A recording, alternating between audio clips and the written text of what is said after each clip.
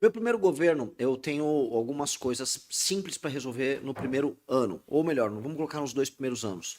Eu tenho que passar a reforma fiscal, como eu falei pro colega antes. Eu quero passar essa reforma fiscal já na transição.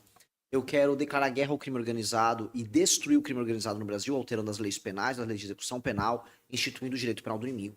E ao fazer isso, eu vou colocar o Brasil numa rota de crescimento econômico, ao mesmo tempo que eu impus lei e ordem no país. Ou seja, eu acabei com a bagunça, acabei com a esculhambação e tô fazendo o dinheiro voltar a entrar aqui e as pessoas começarem a ver um pouco de prosperidade voltando na vida delas. Eu vou chegar a um nível determinado de popularidade fazendo essas ações. Quando você acumula capital político, tive uma conversa um dia com um grande político, não vou falar o nome dele, político velho. Ele falou, Renan, pra que serve capital político? Você investe na bolsa com capital político? Não. O que você faz com capital político? Você gasta. E eu vou pegar o capital político que eu vou acumular destruindo o crime organizado e eu vou gastar ele inteiro em reforma política e a reforma administrativa do Estado brasileiro, em que eu vou me queimar com o centrão, parte da população não vai entender, eu vou pegar um monte de município pequeno que não tem que existir ao redor do Brasil, eu vou fundir eles, eu vou criar uma reforma administrativa que muda as regras, por exemplo, para fundo eleitoral e fundo partidário, a gente vai tornar racional a forma como a política é administrada no Brasil e vou mexer no Pacto Federativo no Brasil. Feito isso, eu vou ter cumprido o meu primeiro papel no meu primeiro mandato. Para um segundo mandato meu, ou para quem me suceda, o desenho vai ser outro. O que nós vamos propor? Ok, agora vamos mexer de vez na Constituição. Então seria a pauta do segundo mandato.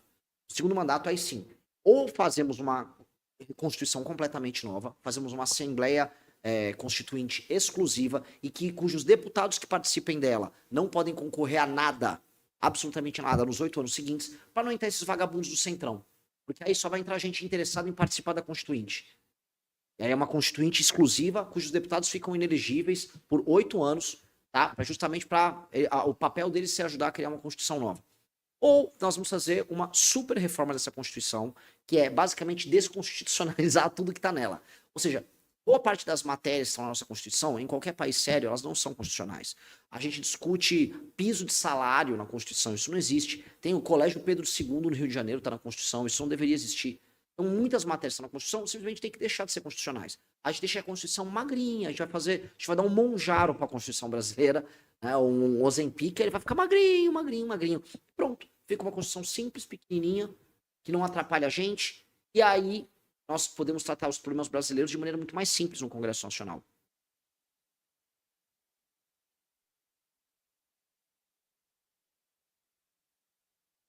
Débora Carneiro, do Dom Lopes Cast.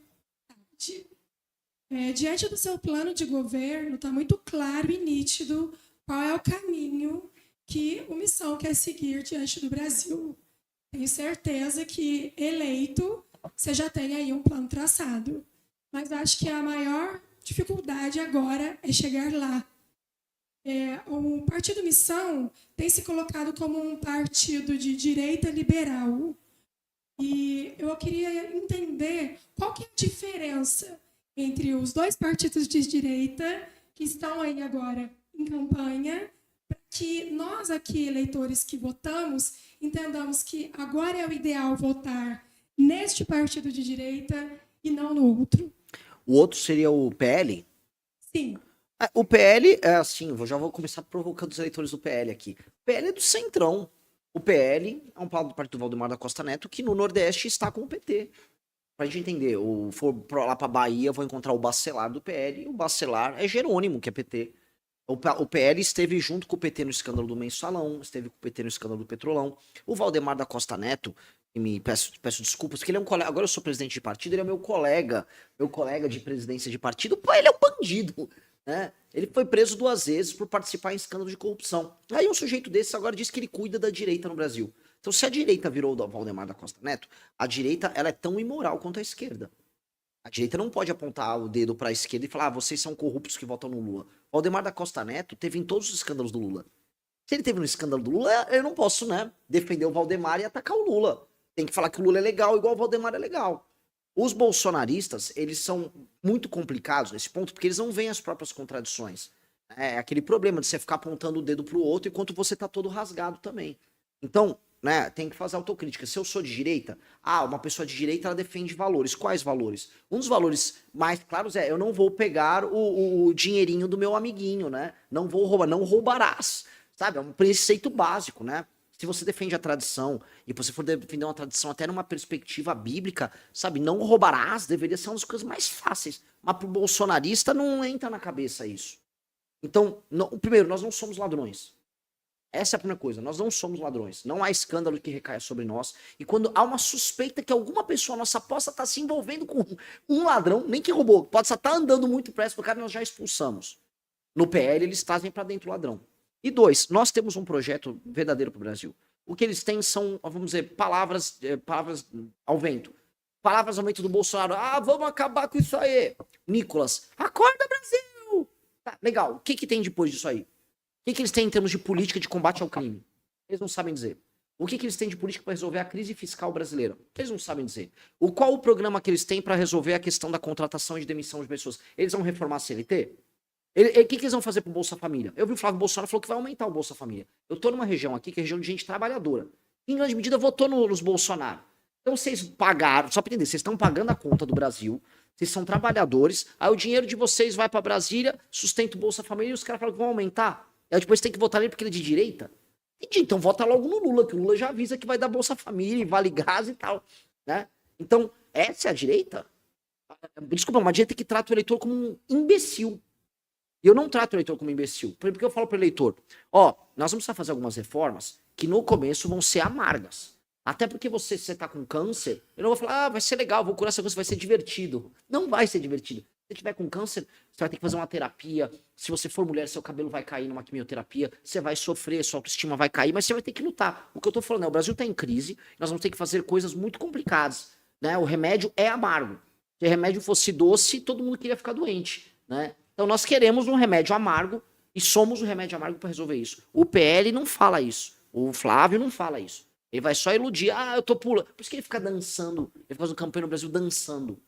Porque ele acha que as pessoas são idiotas, né? Ele não quer falar o que importa. Eu vou falar o que importa. Eu vou ser brutalmente verdadeiro. Vou falar o que as pessoas querem e não querem ouvir. Aí elas tomam uma decisão. Candidato, muito boa tarde. Importante a sua vinda. Tocou aí com resgate. Saudoso, visita, né? A Cruzeiro, há mais de 20 anos, a gente ainda não recebeu. Nós ainda não tínhamos tido a oportunidade de receber candidato à presidência. Então, eu entendo ser uma visita oportuna mesmo, né, para a gente poder ter essa proximidade e entender melhor as intenções e o respeito de quem nos visita.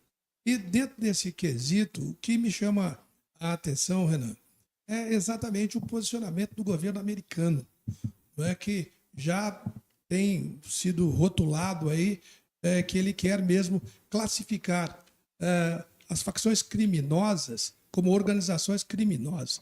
Qual é a sua análise? O que é que pretenderia ser eleito for nesse quesito que vocês citaram aí, segurança pública, crime organizado e tudo mais.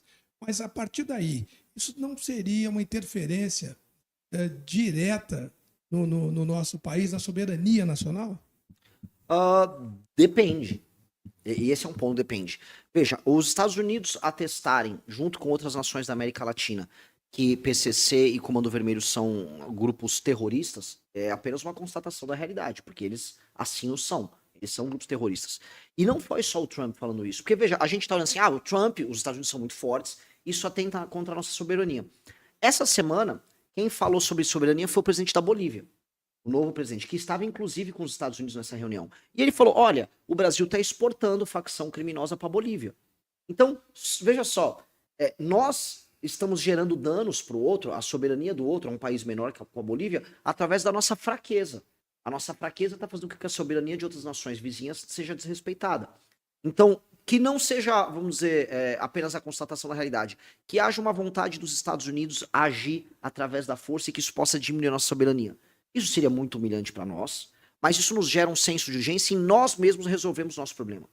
Por isso que quando me tornar presidente e assumindo a presidência da República no dia 5 de janeiro de 2027, o Brasil tem que iniciar e liderar o processo de destruição do crime organizado nas Américas. E aí eu vou querer que os Estados Unidos colaborem, não aqui. Eu quero que os Estados Unidos, quero que você colabore aqui conosco. Vamos resolver o problema no Equador?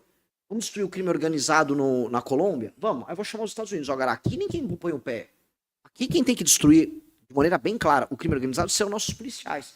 O policial brasileiro vai ter a honra e o prazer de metralhar vagabundo como se não houvesse amanhã. Vai fazer peneira de assaltante. E isso vai ser muito bacana. Temos que dar ao policial brasileiro a vitória que historicamente ele sempre deveria ter sobre esses caras. E isso recupera a nossa soberania, isso nos realinha perante nossos pares. E aí não vai ter Estados Unidos querendo fazer isso, porque simplesmente, eu estive inclusive na Casa Branca, eu estive no Pentágono, no Departamento de Estado, lá nos Estados Unidos, conversei com gente da área de defesa americana nas minhas idas que eu fui lá nos Estados Unidos, e assim, de maneira clara, o que eles não querem uma guerra com o Brasil de maneira nenhuma, eles já têm os próprios conflitos que eles estão tendo. Eles gostariam que o Brasil fosse uma liderança regional que resolvesse esse problema do crime organizado nas Américas, até porque isso para os americanos resolve um problema que é a imigração. No fundo, o que o governo republicano quer é que pare de vir imigrante da América Latina para os Estados Unidos. E você resolver o crime organizado, em grande medida, resolve um problema social, uma mazela, que gera esse fluxo de gente migrando para lá. Os americanos já entenderam que se você resolver a questão econômica e a questão de segurança na América Latina, para de imigrante para o país deles, que é o que eles não querem. Então, o Brasil seria um grande parceiro na resolução desse problema para os caras. E acho que nós temos que saber jogar esse jogo. Matheus Latalha, do portal Lorena News. Renan, sou um bom acompanhante do MBL. Seu, do Kim. Eu vou até trazer, vai ser duas perguntas, uma delas até descontraída, mas, Renan, eu vejo que você é uma pessoa bem crítica à questão das favelas. Então, bastante, né, nos seus reels, nessas questões. Você tem um grande desejo de transformá-las. Como você pretende fazer isso? Desfavelizando. Eu falo isso com uma simplicidade do mundo, porque eu tive recentemente numa reunião com gente importante, gente interessante, assim, de mercado, e aí uma moça, ai, que absurdo, ele falou que vai desfavelizar. Meu Deus, você sabe o tamanho do problema? Eu sei, são 900 bilhões de reais que nós precisamos investir para acabar com todas as favelas no Brasil. São 900 bilhões de reais. Em um ano é muito dinheiro, realmente, nós não conseguimos, mas se você dividir isso, por exemplo, em 10 anos, eu estou falando em 90 bilhões de reais em investimentos. Isso se quisermos criar casas, habitações do zero. Você não precisa criar habitações do zero. 2, você consegue fazer parcerias público-privada. 3, você consegue monetizar esse processo de investimento. Você consegue tudo. Então, eu não tenho nenhum tipo de preocupação em resolver isso, porque nações muito maiores do que o Brasil, em termos de população, resolveram esse problema. A China criou habitação para centenas de milhões de pessoas. Então, o problema da favela é um problema menor do que as pessoas imaginam. O problema é que nós, brasileiros, desistimos do Brasil.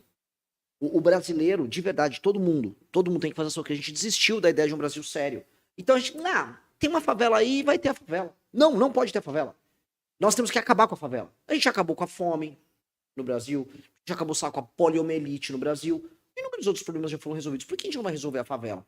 No fundo, é um problema de infraestrutura. É colocar tijolo sobre tijolo, montar um bairro, ter segurança pública, ter serviços ali. O Estado tem que ter uma função histórica de resolver isso. E nós vamos resolver. É claro, olha só, Lee Kuan em Singapura pegou uma nação que era favelizada e muito pobre e transformou, acho que, numa grande cidade-estado do mundo. Singapura é o maior exemplo que tem. China resolveu isso. Índia que está resolvendo. Por que nós não vamos resolver?